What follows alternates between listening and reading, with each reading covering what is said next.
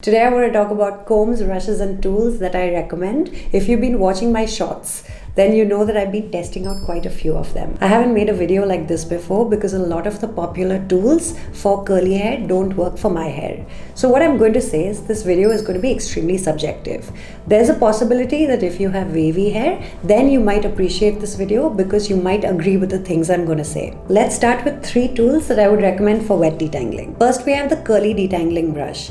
This works really well on medium length hair. It doesn't work so great on extremely long hair. Next, we have the Exo curl comb. This works well on medium length hair as well as extremely long hair, but it takes a little extra time to get the job done. Next, we have the Unbrush Dupe. I have a lot to say about this brush. So if you look at the reviews online, there are mixed reviews. Some people really gush about it and some people this brush doesn't work for. If you look at the positive reviews on the Unbrush, you'll see that there's so much buzz around it. Rightfully so, because this works on my hair like butter. I have never had such a good detangling experience. Even on the most tangled up hair, it works like a dream. I think I understand why. So on this brush, the bristles are quite stiff, whereas on the Unbrush Dupe, the bristles are really nice and flexible. I think this quality of having the very flexible bristles, this is what makes it go through the tangles very, very well. Or in the very least, what I can say is flexible bristles work very well on my hair. Stiff bristles, not as much in comparison. There's been construction going on upstairs. It's been going on for 8 months now. They're supposed to take breaks in the middle. They're not supposed to work in the evening, but they do, which is making work and filming long form videos where I talk to the camera extremely difficult for me. Anyway, if you hear a lot of noise, I'm so sorry. So like I was saying, these 3 brushes do not work for me. We're still talking about wet detangling here. Next, let's talk about dry detangling. When I'm talking about dry detangling, I'm referring to my technique. So this is a little different. I'm not saying to detangle before you wash your hair. Break your wash day into 2 days. On the first day, you shampoo and condition. You let your hair dry completely. Now on the product free hair, you're going to start detangling. And then on the second day, that's when you style your hair.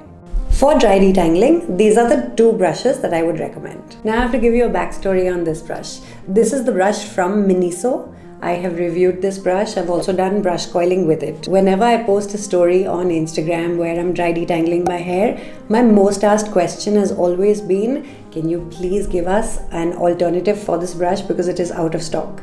Now the deal is that I tried to find a brush that's similar. Let me show you. I picked these 3 brushes up, which are exactly similar to this brush.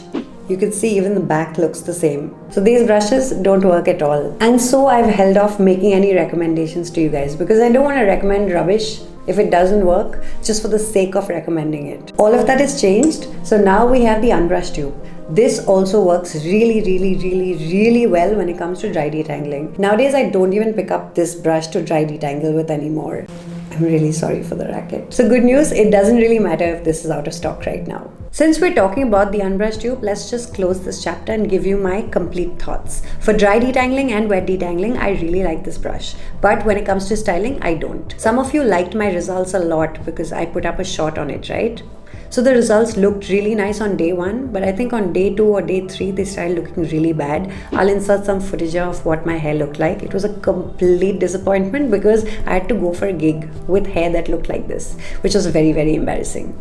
So if you're going to pick up this brush, then you can try styling with it. I personally will not recommend it for styling. For detangling, it is a winner. We spoke about wet detangling and dry detangling. Now let's talk about the brushes that I would recommend for styling.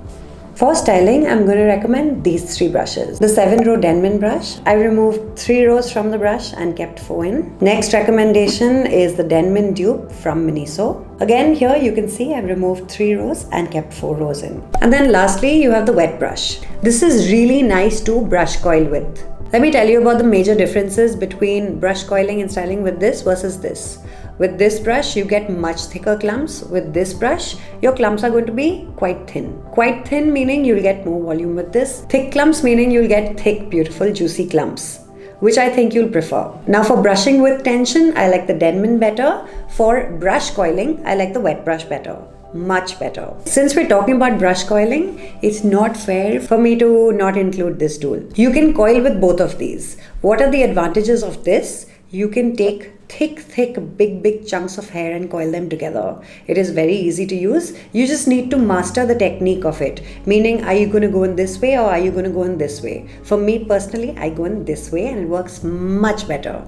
But before scrunching, I separate the clumps and then I scrunch. With this tool, because this is so nice and thick here, it gives you a little bit of lift at the root, which means that you're going to get more volume with this tool. You're getting more lift, you're getting more spring, and you're getting more shrinkage with this tool. Whereas with the brush, when you coil, you'll notice that the coils are a little more elongated. Now listen, that being said, I'm making this video because for the longest time, I keep getting asked about brushes that would suit wavy hair primarily. Because it seems to be an issue, there has been a gap in the market so far. But what about people who have weak hair, have a sensitive scalp, and cannot use brushes at all? For those people, I'm going to say, keep using a wide tooth comb to style with. I have done it for 4 years now. And I'm very happy. They've served me well. There's no need for you to step out of your comfort zone if you're not comfortable doing so. If your hair is weak, continue to use a wide tooth comb to style with. I'll tell you about me. Right now, my hair is in extreme curl shock. The top lengths of my hair are curling very well. The bottom 6 to 8 inches of hair are still in extreme curl shock, and so getting definition has not been easy for me. Before going through curl shock, I would just use a comb, scrunch, and then I would get the most beautiful definition. It would also look very nice and natural looking, which is something that I've always preferred. Now recently, you can see that my hair is achieving definition, but what you don't see is the lengths that I go through to get the definition. It is not easy anymore. Scrunching does nothing for the bottom lengths of my hair. Long story short, I'm using brushes and curl manipulation strategies right now because I need to. If I didn't need to, who knows, I probably wouldn't have tried all of these brushes in the first place. Or maybe I would have, I don't know. Okay, so some of the brushes that I don't like to style with. This one. I didn't find it so grand. It has flexible bristles and everything. The paddle is too large and I find it cumbersome to use overall. Now this brush, this is a cult favorite in the curly hair community. On wavy hair, you'll notice that the curl clumps are very stringy, and so I'm not going to recommend it. This is also a really cute tiny little brush that is very well loved in the curly hair community. For me personally, the curl clumps are very stringy, and so I'm not going to recommend this for wavy hair. This is another brush that I will not recommend. The bristles are so stiff, so hard. I tried styling with this. When I was brushing with tension, I think I ripped out 20 to 30 strands together from the same point, right here from my crown. It was a nightmare, and so I'm not going to recommend this brush to anyone. Especially if you have weak hair, please stay away from this brush. I thought it would do a really good job because it has ridges right here. So I assumed that it would give me nice thick curl clumps, but no, absolutely not.